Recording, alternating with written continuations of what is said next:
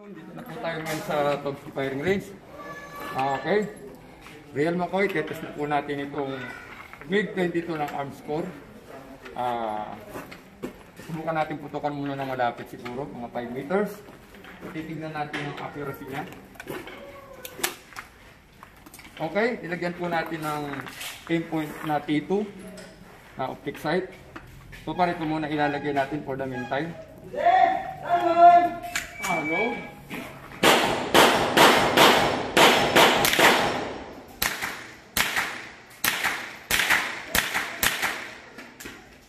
Okay, clear. Verify target.